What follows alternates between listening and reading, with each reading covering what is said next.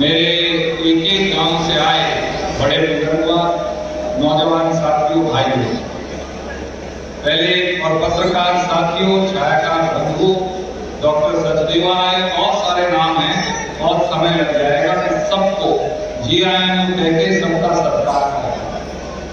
एक नारा मेरे साथ लगाइए, फिर अपनी बात कहेंगे। वाहेगुरु जी का खालसा, वाहेगुरु जी की फतेह। मेरे बुजुर्गों, साथियों, सबसे पहले तो इस हॉल के अंदर हजारों की संख्या में बैठे और खड़े और इस हॉल के बाहर मेरी आवाज सुन रहे इलाके के एक एक गांव से आए, मैं सब बड़े बुजुर्गों का, नौजवान भाइयों का, माताओं का, युवा साथियों का बहुत बहुत स्वागत, अभिनंदन, बहुत बहुत आपका अभिनंदन करता हूं। आपका खून मेरी रगों में भी दौड़ता है, आपके संस्कार और संस्कृति मेरी रगों में भी दौड़ते हैं। परिवार के बहुत सारे साथी कन्हैया से, बलियाड़ा से, काड़वन से,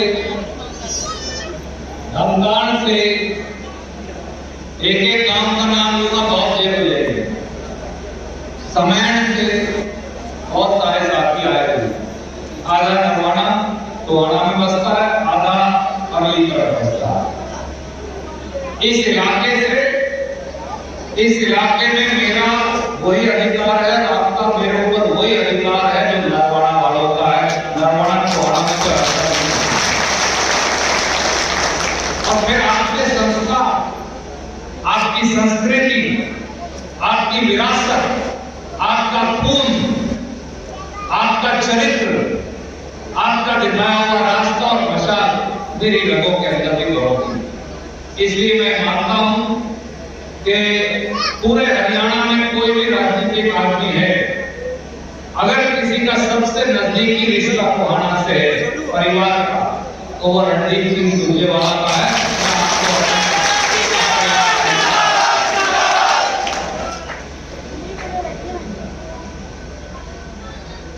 जब बलजिंदर भाई ने ये निर्णय किया कि आज एक इस बड़ी विशाल हाथ से हाथ जोड़ो कार्यक्रम के तहत कार्यकर्ता बैठक का आयोजन करना है, मुझे और बलजिंदर दोनों को थोड़ा थोड़ा अंदेशा था, क्योंकि ये बात 15-20 दिन पुरानी थी। बारिश का मौसम था, तब बाढ़ आने लगी थी। दुर्भाग्य से आज जाखड़ से लेकर डब्बावाड़ी तक और टोहाना ब्लॉक के भी बहुत सारे गांवों के अंदर आज बाढ़ आई है। उस सब के बावजूद आज बहुत सारे साथी बाढ़ग्रस्त गांव से भी अपनी पीड़ा उजागर करने के लिए, अपनी बात कहने के लिए, अपनी बात गूंगी बहरी सरकार तक हमारे शब्दों से पहुंचाने के लिए आज आप सब यहाँ आए। मैं आज मुश्किल की इस घड़ी में आज आप सब यहाँ इकट्ठे हुए हैं, आपका हृदय की गहराइयों से धन्यवाद हूं, शुक्रगुजार हूं। सरदार बलजिंदर सिंह खरवी ये एक ऐसा नौजवान है जिसका नाम ही संघर्ष है। इसके अंदर मुझे मेरी खुद की परछाई नजर आती है।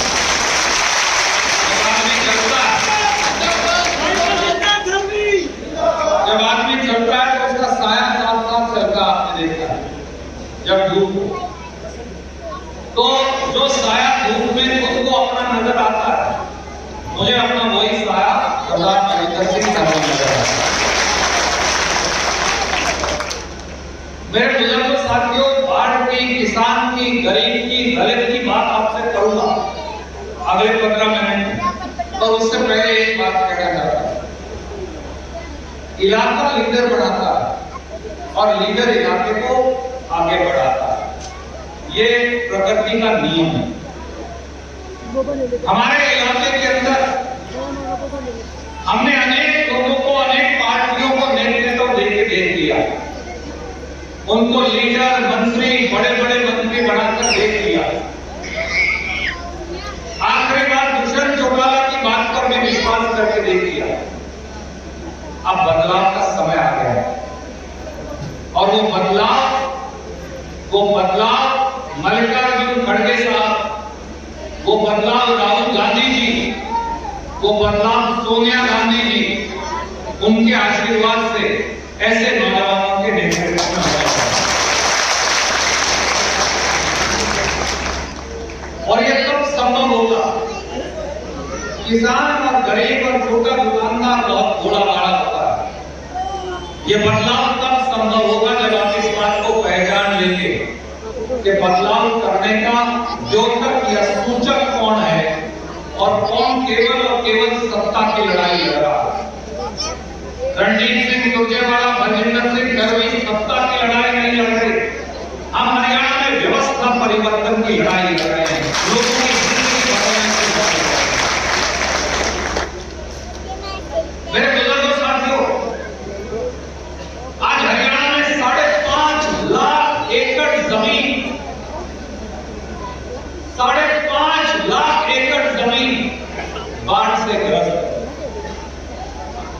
पंचकुला और अम्बाला से चल पड़ी, यमुनानगर, कुरुक्षेत्र, करनाल, पानीपत का एक हिस्सा, कैथल, जींद, फतेहाबाद, टोहाना, रतिया तो शहर में भी और के अंदर भी पानी चला गया। फतेहाबाद के एक हिस्से में भी अभी विनीत भाई बता रहे थे, शहर के गांव को सारे डूबे पड़े, शहर तक पानी पहुंचा और उधर डब्बावाड़ी तक चलते जाएंगे।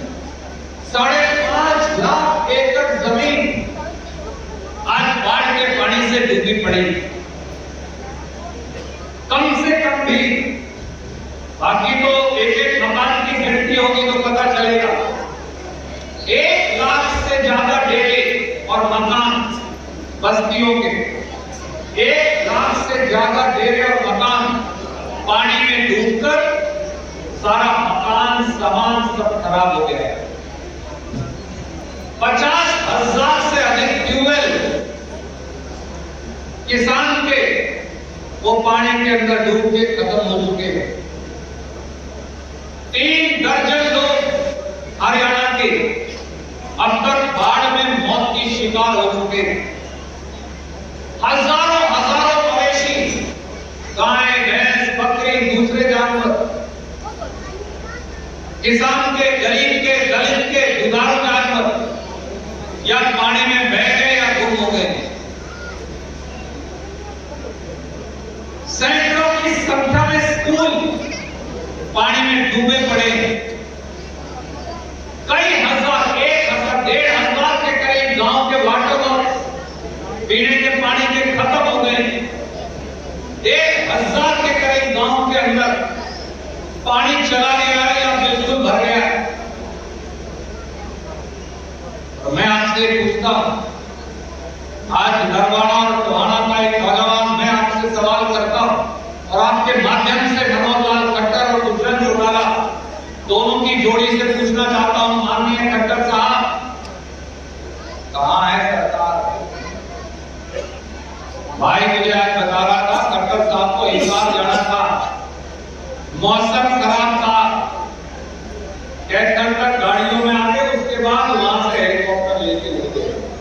कभी दुष्यंत चौटाला हेलीकॉप्टर से उड़ के चले जाता है, कभी खट्टर साहब बाढ़ का मुआयना हेलीकॉप्टर से करते हैं।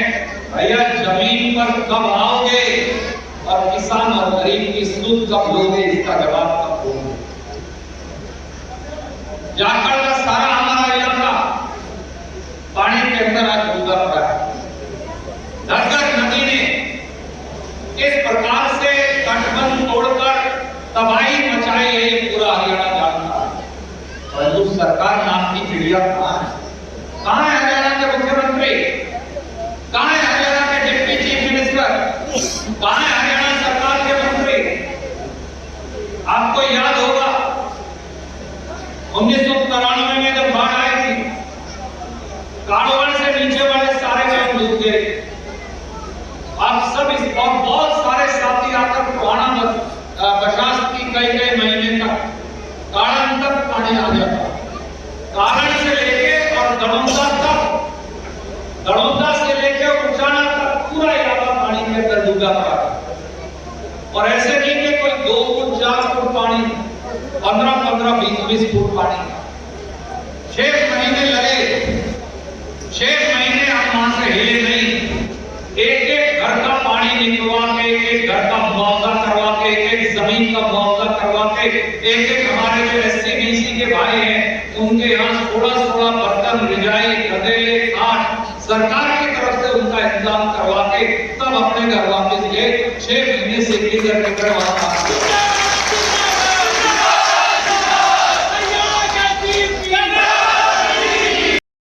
2009 में बाढ़ आई। एक बार फिर घग्गर का वो विकराल रूप था, पिछली तरफ जा रहा था।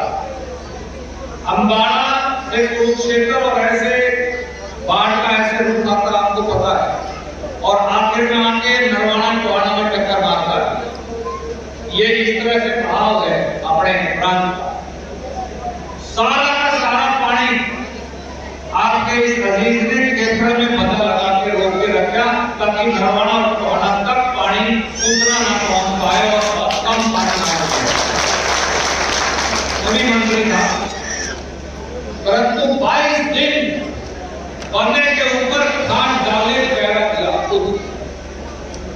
एक आदमी को जो बाढ़ के अंदर पिछले गांव में रह गए थे उनको घर से निकाला, एक किले का मुआवजा दिलवाया, एक मकान का मुआवजा दिलवाया। और ये जो बाढ़ का प्रकोप है इसका सबसे ज्यादा नुकसान ओट समाज को, बैकवर्ड समाज को, रविदास या वाल्मीकि समाज को, गरीबों को और ज्यादा होता है। क्योंकि ये गांव में इनकी बस्तियां सबसे निचली तरफ, सबसे पहले गरीब की बस्ती दूर थी, फिर दूसरे का नंबर आता। एक परिवार ने ये सुनिश्चित किया कि बाढ़ का पूरा इंतजाम हो और आगे पानी दोनों इलाकों की तरफ हमें आने नहीं दिया। आज कहाँ गए मुख्यमंत्री, उप मुख्यमंत्री और मुख्यमंत्री सब मौत कर रहे चले गए। झारखंड के अंदर क्यों नहीं बेटा दुष्यंत चौटाला, टोहाना में क्यों नहीं है, फतेहाबाद में क्यों नहीं? वोट तो हमारे लेकर गया।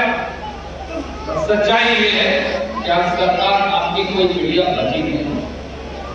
मेरे बुजुर्गों साथियों, अपने यहाँ अगर घग्गर नदी को चौड़ा कर दिया जाता और इसके तटबंध ठीक से बना दिए जाते, स्टोन पिचिंग कर दी जाती, आप कभी जाएंगे तो आप जो जिस बंधे की वजह से इधर पानी कम आता है नीचे, वो एक पत्थर का बंधा है जो मैंने बना दिया, ऊपर सड़क बना दी। बलजिंदर भाई ने तो देख रखा है।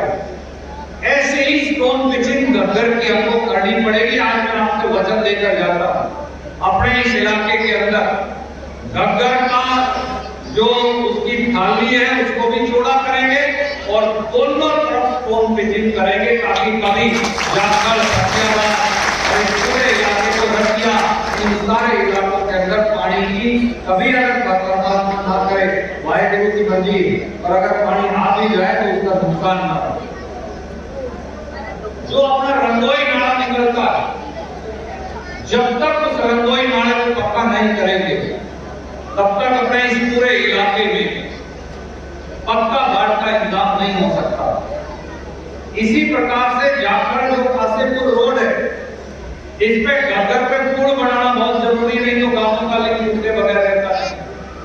मैं आज आपसे कहकर जाता हूं, आपके आशीर्वाद से बड़े लोग भगवान है, वाहिगुरु सामने नहीं आते, वो लोगों के अंदर से अपनी बात कहते हैं। वो सच्चे बादशाह, वो वाहिगुरु, वो परमात्मा, जिस दिन कांग्रेस की सरकार को मौका मिलेगा ये दोनों काम भी हम आपको करवा के देंगे।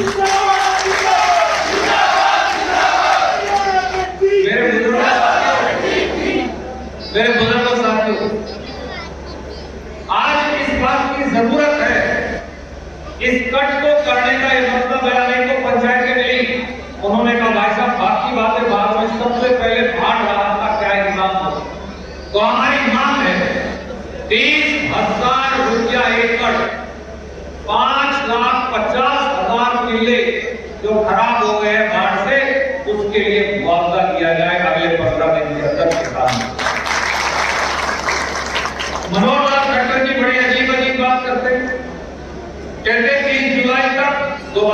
भी लगा रहे हैं।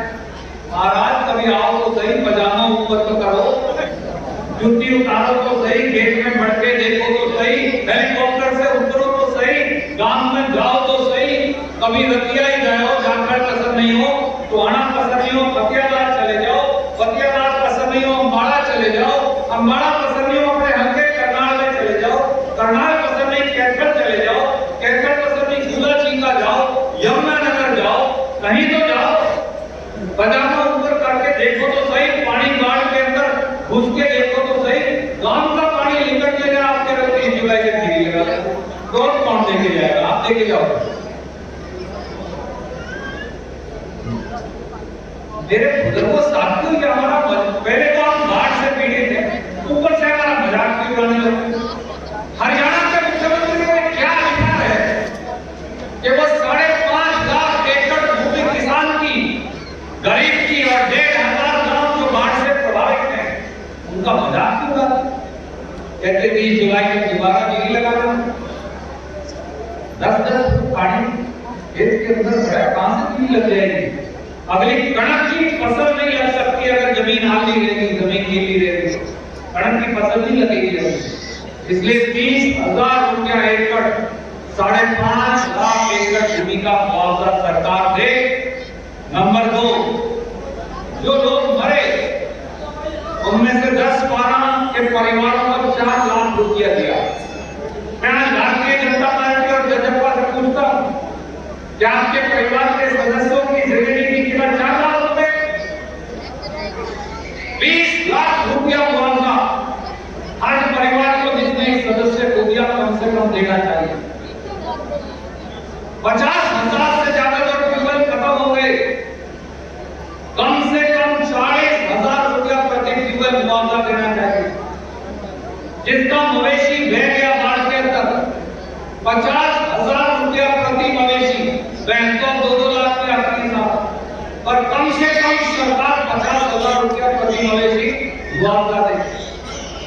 जो मकान खराब हो गए, जो सामान खराब हो गया, उन सबका सर्वे करवाया जाए और उन सबका पूरा मुआवजा मिले। कम से कम 1 लाख रुपया प्रति मकान मिले। 1993 में हमने 1 लाख दिया था। आज तो 1 लाख रुपए में सच बात है 2 कमरे बनाना मुश्किल है, पर 1 लाख रुपया कम से कम सरकार मुआवजा दे। और जो हमारे एससी और बीसी के भाई बहन हैं, हमारे परिवार के लोग हैं, उनके पास तो जमीन नहीं, उनके तो मकान भी चले गए, रोजी भी चली गई। सारे परिवारों को बर्तन खरीदने के लिए, हाथ बिस्तर खरीदने के लिए, कपड़े खरीदने के लिए, हर एसटी-बीसी परिवार को जिसका मकान डूब गया, मकान के मुआवजे के साथ साथ 30 से 40,000 रुपया और दिए जाए ताकि वो घर का सामान खरीद सके। कम से कम अगर सरकार ये करेगी। और जो पानी और आने लग रहा है, आज भी ये खबर है कि सारे गेट ऊपर, जहां हरमीपुर बैराज है, ऊपर से पानी और आ गया, तो आज सारे गेट खोल दिए गए। अगर हरमीपुर बैराज के सारे गेट खोलेंगे तो सारी जीटी रोड के साथ जितने गांव हैं उनके तटबंध टूट के डूबने का खतरा। और अगर हरमीपुर बैराज में पानी आएगा तो आज मैं पता करके आया गुलाचीका में 4 फुट पानी फिर बढ़ गया घग्गर का, 4 फुट। अगर घग्गर में और पानी आएगा तो पहले जितना स्थिति है, फिर तो वो समय भी दूर नहीं जब ये पानी फतेहाबाद और टोहाना के शहर की बस्तियों के अंदर भी घुस जाएगा। शाहबाद के हुड्डा के सेक्टर के अंदर हम जाकर आए, गोले-गोले पानी था, ट्रैक्टर के टायर डूब गए। तो इसका इंतजाम किया जाए, पानी की निकासी का बड़ी-बड़ी वेलोसिटी के पंप लगा। ये तो मैं बाढ़ के बारे में कहना चाहता था। मेरे बुजुर्गों साथियों, मैं आपसे हरियाणा के अन्नदाता किसान और किसान के साथ कंधे से कंधा मिलाकर काम करने वाले गरीब और छोटा-छोटा आड़ती दुकानदार को उनकी चर्चा करना अपना दायित्व समझता हूं। आप सबको मिलकर एक संघर्ष का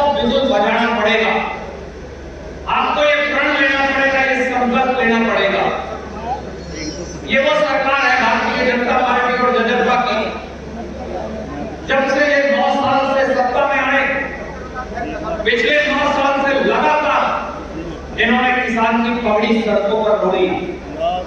इन्होंने गरीब आदमी के पीठ और पेट दोनों के ऊपर प्रहार किया। इन्होंने गरीब के मुंह का घेवड़ा छीना। हमारी माताएं बहनें बेटी आज घर चलाना मुश्किल हो गया महंगाई की वजह से। और आज हालात ये है कि आड़ती के पास आड़त का काम नहीं और उसको छीना जा रहा। किसान की किसानी छीनी जा रही, गरीब की मजदूरी छीनी जा रही। 700 किसान हरियाणा के बॉर्डर के ऊपर मर गए, कुर्बानी देनी शहीद हो गए। तब जाकर 1 साल के बाद नरेंद्र मोदी और मनोहर लाल खट्टर और दुष्यंत चौटाला की सरकारों को हम किसान की जोड़ी पर, गरीब की जोड़ी पर झुका पाए। और अब पहले एक नया षड्यंत्र कर रहे हैं। और वो षड्यंत्र क्या है? वो षड्यंत्र है आपकी जिन्स। ये चाहते हैं कि 2 या 3 बड़े-बड़े उद्योगपति खरीदें और एफसीआई और सरकार आपकी जिन्स खरीदना बंद कर दे। इसका अगर सबूत देखना हो तो अडानी के साइलो है घाट कैथल के अंदर। धान की मंडी पर सबसे पहले ताला लगा दिया और सब किसानों को कहा आड़तियों को नहीं बेचोगे, जाकर अडानी के साइलों में बेच कर आओ। 200 से 300 एकड़ में मुझे बताया गया कोरोना के दौरान इसी प्रकार से पानीपत में इन्होंने अडानी के साइलो बनवा दिए। धीरे धीरे बाकी ये चाहते हैं कि 2 या 3 बड़े-बड़े उद्योगपति खरीदें और एफसीआई और सरकार आपकी जिन्स खरीदना बंद कर दें। इसका अगर सबूत देखना हो तो अडानी के साइलो है धान कैथल के अंदर। धान की मंडी पर सबसे पहले ताला लगा दिया और सब किसानों को कहा आड़तियों को नहीं बेचोगे, जाकर अडानी के साइलो में बेच कर आओ। 200 से 300 एकड़ में मुझे बताया गया कोरोना के दौरान इसी प्रकार से पानीपत में इन्होंने अडानी के साइलो बनवा दिए। धीरे धीरे बाकी जगह भी बनवाएंगे। टोहाना की मंडी बंद हो जाएगी, धमतान की मंडी बंद हो जाएगी, नरवाना की मंडी बंद हो जाएगी, फतेहाबाद रतिया की मंडी बंद हो जाएगी, जाखड़ मंडी बंद हो जाएगी। आखिर हम जाएंगे कहां? न्यूनतम समर्थन मूल्य एमएसपी जो किसान को मिलनी चाहिए, आज उसका कोई नाम निशान बचा नहीं। अगर किसान शाहबाद का, सूरजमुखी का एमएसपी मामले सड़क पर जाता है तो उसकी पगड़ियां रोड़ी जाती हैं, पुलिस की लाठियों के नीचे उसे लंबा डालकर सड़क पर पीटा जाता है और फिर किसानों के नेताओं को उठाकर जेल की सलाखों के पीछे भेज दिया जाता है। इस सरकार को हमने वोट देकर बनाया था। ये सरकार ऊपर से बनकर नहीं आई। देश के अन्नदाता किसान ये जान ले, ये किसान आपकी, ये सरकार आपकी वोट से बनी हुई है, ये गरीब की वोट से बनी हुई है। अगर किसान की किसानी नहीं रहेगी तो गरीब रविदासिया, गरीब वाल्मीकि, गरीब और गरीब सैसी, गरीब भाणक, एससीबीसी के हमारे भाई बहन वो क्या काम करेंगे? उनके लिए क्या कोई दूसरा काम है? और जो आरती हमारे दिन रात के साथी, पीढ़ी दर पीढ़ी का हमारा इनके साथ रिश्ता, ये मंडी वाले कहां जाएंगे? इनके पास क्या काम रहेगा? और अगर किसान के पास, गरीब के जेब में 2 पैसे नहीं होंगे तो फिर किसी के पास कुछ नहीं रहेगा। और नौजवान, यहाँ हजारों की संख्या में नौजवान आए दिन पेपर बेचे जा रहे हैं। मंडी लगती है, HPSC Hera ferry service commission बन गया है।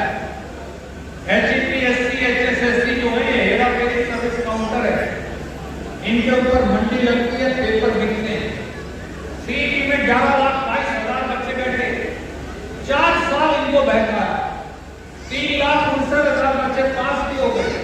अब उन्हें कहते पास तो हो गए, तुम्हें नौकरी में नहीं बुलाया तो फिर भैया किसी 42 पेपर पटवारी से लेकर और जज तक के, क्लर्क से लेकर एक्साइज इंस्पेक्टर तक के सारे पेपर मंडियों में बिके। मैं आपसे पूछता हूं, क्या 9 साल के अंदर इस सरकार ने एक आदमी भी पकड़ा? पेपर बेचने वाला कोई पकड़ा? पानीपत में भारतीय जनता पार्टी के लीडर के स्कूल के अंदर पकड़े गए पेपर लीक करने वाले, आज तक कोई गिरफ्तारी नहीं हुई। और मेरी माँ बैठी है, बहन बैठी है। मनमोहन सिंह जी का, सरदार मनमोहन सिंह जी का रोज मखौल उड़ाते थे बीजेपी वाले, जेजेपी वाले, दुष्यंत चौटाला कहते थे सरदार कमजोर है। भाई साहब, सरदार कमजोर नहीं होते, सरदार तो असरदार होते हैं। और जब असरदार सरदार के देश का प्रधानमंत्री था कांग्रेस पार्टी की सरकार में सरदार मनमोहन सिंह, तो गैस सिलेंडर 400 रुपए का था, आज 1150 रुपए का है। खाना पकाने का तेल, अब देसी घी तो जिसमें भैंस रख रखी है, गाय रख रखी है, उसको छोड़ दो, गरीब आदमी तो खरीद नहीं सकता। खाना पकाने का तेल 70 रुपए था, आज 200 रुपए है। दालें 70 और 80 रुपए थी, तब बीजेपी प्रदर्शन करती थी, आज 150 और 200 रुपए है किलो दाल, आज ये हालत है। डीजल 56 रुपया लीटर था, आज कभी 100 के नजदीक चला जाता है, कभी 2 रुपए 4 रुपए कम हो जाता है। पेट्रोल 73 रुपया लीटर था, आज 100 रुपया लीटर को 3 बार कब लिया, 100 के नेड़े लगा हुआ। 25 लाख करोड़ रुपया केवल पेट्रोल और डीजल पे टैक्स लगा के मोदी ने कमा लिया, और 27,000 करोड़ रुपया पेट्रोल और डीजल पर टैक्स लगाकर मनोहर लाल खट्टर जी और दुष्यंत चौटाला की सरकार ने कमा लिया। कहां जाएंगे? महंगाई मारती है, किसान के पास जिंस की कीमत नहीं मिलती, मजदूर के लिए मजदूरी नहीं, नौजवान के लिए रोजगार नहीं, मंडी में आरती के लिए उसका धंधा नहीं। कहां, किस प्रकार से हरियाणा चल पाएगा? इसलिए मेरे बुजुर्गों साथियों, मैं लंबी बात एक दिन आपसे बड़ा जलसा करेंगे, उस दिन तकरीर करेंगे। मैं सरदार बलजिंदर सिंह धरवी मेरे भाई को एक ही बात कहता हूं, छोटे भाई, इस इलाके में बड़े बड़े लीडर तो पैदा किए, परंतु इलाके की बहबूदी करने वाला, तरक्की करने वाला आदमी पैदा नहीं किया। इसलिए आगे बढ़ के बढ़ जाओ।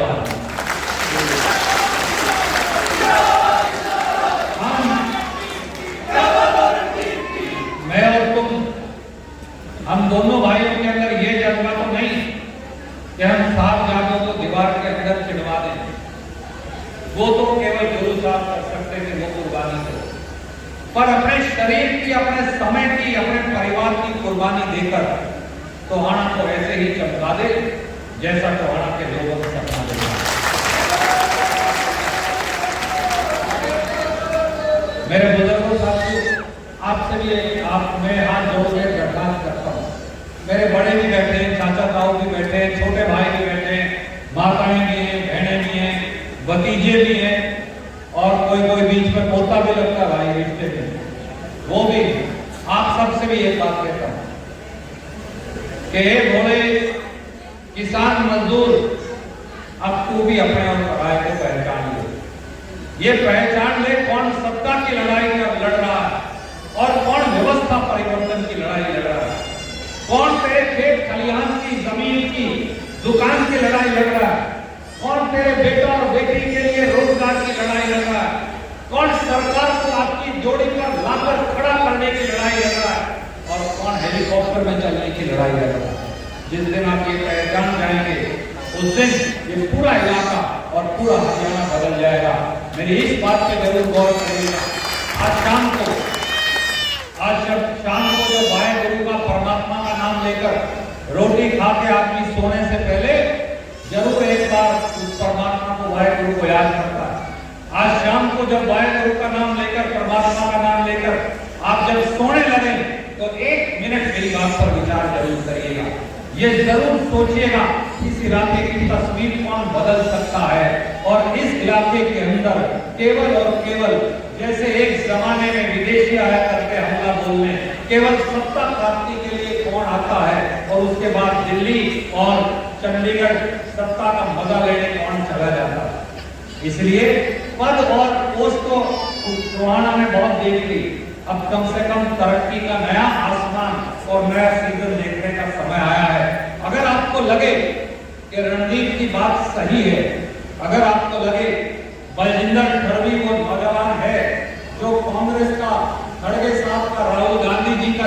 पकड़कर तब्दीली ला सकता है। तो फिर मैं आपको विनती करता हूं हाथ जोड़कर कि इस बार संकल्प ले लीजिए, इस बार पक्का मन बना लीजिए कि इस बार कांग्रेस पार्टी को जिताना है और ऐसे नौजवानों को आगे बढ़ाना है। बहुत बहुत शुक्रिया, सबको जय हिंद।